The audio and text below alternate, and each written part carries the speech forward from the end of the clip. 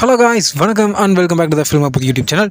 நம்ம AK fans எல்லாம் தீபாவளி அன்றைக்கி தீபாவளி பண்டிகை கொண்டாடுறதை விட நம்ம ஏகேயோட படம் ரிலீஸ் ஆகிற அன்றைக்கி தான் தீபாவளி, பொங்கல், கிறிஸ்மஸ்னு எல்லா பண்டிகையும் ஒரே நாளாக சேர்த்து வச்சு கொண்டாடுவாங்க.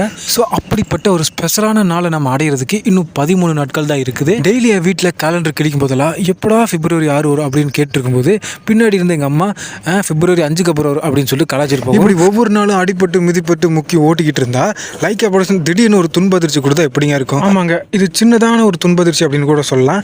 அது என்னன்னு பார்த்தீங்கன்னா, நார்த் இந்தியா மல்டிப்ளெக்ஸில் நம்ம விடாமுயற்சி படம் ரிலீஸ் ஆகாது அப்படின்ற மாதிரி ஒரு நியூஸ் இப்போ நம்ம கிடச்சிருக்குது. படம் ரிலீஸ் ஆகி 8 வாரம் கழிச்சு தான் ஓடிடியில் ரிலீஸ் ஆகணும் அப்படின்ற ஒரு டேர்ம்ஸ் அண்ட் கண்டிஷனில் லைக்கா ப்ரொடக்ஷன் சைன் பண்ணாமல் வெறும் 4 வார இடைவெளியிலேயே ஓடிடியில் நாங்கள் ரிலீஸ் பண்ணுறோம் அப்படின்ற ஒரு டேர்ம்ஸ் அண்ட் கண்டிஷனில் லைக்கா சைன் பண்ணதுனால நார்த் இந்தியாவில் இருக்க நிறைய மல்டிப்ளெக்ஸ் தேட்டரில் நம்ம விடாமுயற்சி படத்தை ரிலீஸ் பண்ண முடியாத அளவுக்கு ஒரு சுச்சுவேஷன் ஏற்பட்டிருக்கு. ஸோ இதனால் நிறைய தெலுங்கு, ஹிந்தி படங்கள் பண்ணுற வசூல் சாதனையை நம்ம விடாமுயற்சி படம் பண்ணுறதுல ஒரு மிகப்பெரிய தடைக்கெல்லாம் இந்த ஒரு விஷயம் அமைஞ்சிருக்கு. ஸோ இதனால் ஏகே ஃபேன்ஸ் எல்லாம் யாரும் இதை நினச்சி ஃபீல் பண்ண வேண்டாம். இதே மாதிரியான ஒரு சூழலை தான் நம்ம ஜெயிலரும் லியோ படமெல்லாம் ரிலீஸ் ஆச்சு. ஆனால் அந்த படம்லாம் 600-700 கோடியில் அடிக்கலையா.